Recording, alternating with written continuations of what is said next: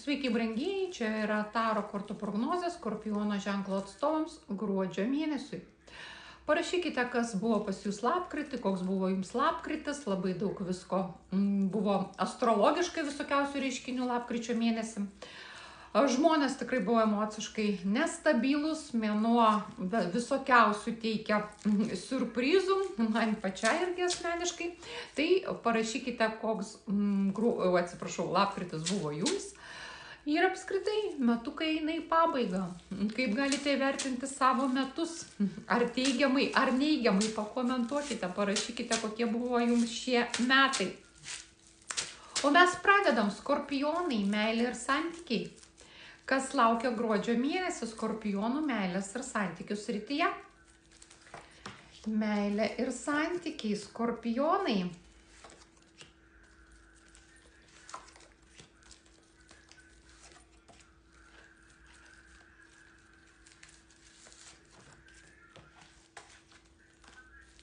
Taip, Skorpionai, žiūrėkite, šiaip mėnuo gali duoti tam tikrų nusivylimų, ateina korta pavydo, susidursite tikriausiai su partnerio pavydu arba gali būti ir kitaip, galite patys pavydėti, galite su savo pavydu susidurti, nes paprastai mums atrodo, kad mes nepavydus, kad mes esam labai kažkokie kontroliuojam savo jausmus arba nebuvo progų, ir atrodo, kad oi ne, aš nepavydy, bet gyvenimas ateina, ir būna situacijų, išbandymų tokių, kada dar kaip konkuliuoja tas pavydas. Tai va, tai arba jūs kažkas pavydės, arba jūs kažką pavydėsit.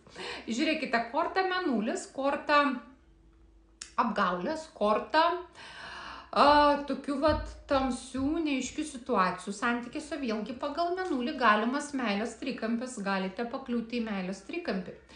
Pagal mėnulį galite patys apgaudinėti partnerį, bet pagal mėnulį galite ir patys būti apgaudinėjami. Tai tas melas gali gruodį išlysti į paviršių. Tai vėlgi, arba jūs pagausite, ir ryšim su tuo ateina korta 5 lazdos, tai yra korta ginčių, konfliktų, matot, su lazdom. Su lazdom tiesioginė ta žodžio prasme galite aiškinti santykį, žinoma, ką aš ir sakiau, jums didelis pavydas, gali kilti didelės emocijos, jeigu iš tikrųjų kažkoks melas išlenda, tai žinoma, kad žmonės sureaguoja labai emociškai. Ir tai yra natūralu. Žinoma, prašau neimti lazdų ir nedaryti kažkokio fizinio žalos savo partneriui, bet kad faktas, kad ten jau pariekti arba kažkaip paemocionuoti tikrai galite ir pakonfliktuoti. Taip sakant, jau čia kas be ko, ir žmogus tikrai nusipelnė gauti pylos. Taip. Žiūrėkite, pokytis bus, kažkoks bus pokytis iš tikrųjų, ryšim su tuo melu, su ta apgaulė, su ta kažkokia tai situacija, kuriuoj gali kažkas išaiškėti, kas buvo prieš tai slepiama. Tai pagal kortą likimo ratas ateina iš tikrųjų pokytis ir tas pokytis, jisai gali, žinoma, jūs nuliūdinti. Eina korta 5 taurės, matot, žmogus liūdi, žmogus tokiam strese, čia skaitosi ir tokio gedulo korta irgi, kada kažką lyg ir prarandam ir tas vidinis gedulas, tas sunkumas labai slegia. Vėlgi, kažkas pajudės į mėnesio pabaigą į priekį, prasisuks ta situacija ir šita korta, jinai sako apie tai, kad kažkas tai labai greitai paaiškės, labai greitai.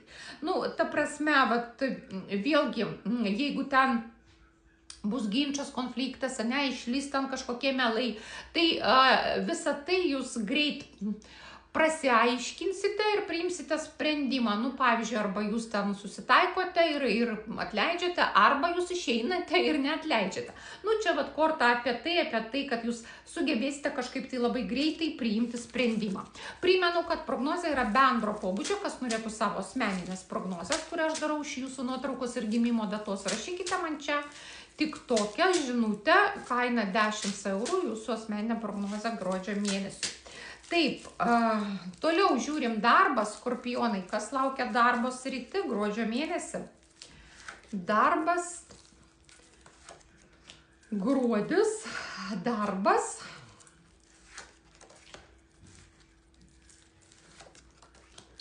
Taip, darbas turėtų jūs pradžiuginti, nes darbe vėlgi viskas pakankamai teigiama, galbūt gali keistis jūsų darbo vieta, aš turiu omenyje lokaciją, keistis ofisas, kabinetas, galbūt jūs kažkur tai persikelsite, sėdėjote ten pirmam aukšte dirbote, persikelsite dirbti į 5 aukštą, sėdėjote kabinete vietoj, kuri jums nepatiko, ten kampe kur nors atsisėsite prie lango. Nu, čia kaip pavyzdžiai, kaip gali keistis jūsų darbo lokacija. Taipogi korta imperatorė, tai yra korta labai gero tokio rezultato darbe, produktyvumo, vaisingumo. Tai yra tuomet, kai jūs galite pasidžiaugti savo darbo rezultatais. Tai tas darbo rezultatų inventarizacija, taip sakant, arba įvertinimas gali būti suliktom, kad galbūt jūs gausite pasiūlymą aukštesnių pareigų, galbūt jūs gausite pasiūlymą kažkokių ten naujų projektų. Žodžiu, imperatorė, kyla žmogus aukščiau, žmogus gali atsisėsti, taip sakant, pakilti karjeros laiptais. Žinoma, tai gali būti kažkoks tai ten paskatinimo priemonės, galbūt kažkokios premijos, priedai prie algos. Žodžiu, labai gerą rezultatą turėsite gruodžio mėnesį. Ir ką gruodis rodo, kad bus kažkokios kliūtis įveiktos ir kas baliai festivaliai. Čia jau beveik kiekvienam zodiako ženklui, ką aš tik nepasižiūriu, kiekvieno zodiako ženklui iškrenta kažkokia tai švenčių korta, kaip aš sakau, išgertuvės, taurelės, ten kur šventės, natūralu. Kortos taip ir rodo kalėdiniai vakarėliai, kažkokie tai naujametiniai, kalėdiniai šventimai ir taip toliau. Tai taipogi pergalės korta. Tai mano brangus skorpionai, galėsite pasidžiaugti savo pergalę darbiniai sferai. Iš tikrųjų, galbūt ir gausite tai, ko norėjote, pavyzdžiui, ten pakilimą arba kažkokias tai kitas pareigas, arba galbūt tikrai norėjote pakeisti lokaciją, kabinetą ir taip toliau ir pavyks. Taip, sveikata. Kokia bus jūsų sveikata, mano brangus skorpionai? Gruodis, sveikata skorpionų. Taip, iškrenta korta bokštas, tai yra korta skausmo. Tai žiūrėkite, galite gauti galbūt traumą, būkite atsargus. Čia bet kokia trauma, slidu lauke išėjo, ten nugriuvote ir ten patempėte raištį, sulaužėte galūnę, dar kažką. Skausmas gali būti ir kitos kilmės, pavyzdžiui, ten kažkoks aštrus skausmas, kokio nors ten pilvo ir taip toliau, kuomet reikia važiuoti, kviesti greitį ir, taip sakant, važiuoti į ligoninę, išsiaiškinti to skausmo pagrindą. Tai va, mano brangus skorpionai, norintis asmeninės prognozės, prašom, kreipkitės. Sėkmingo jums gruodžio.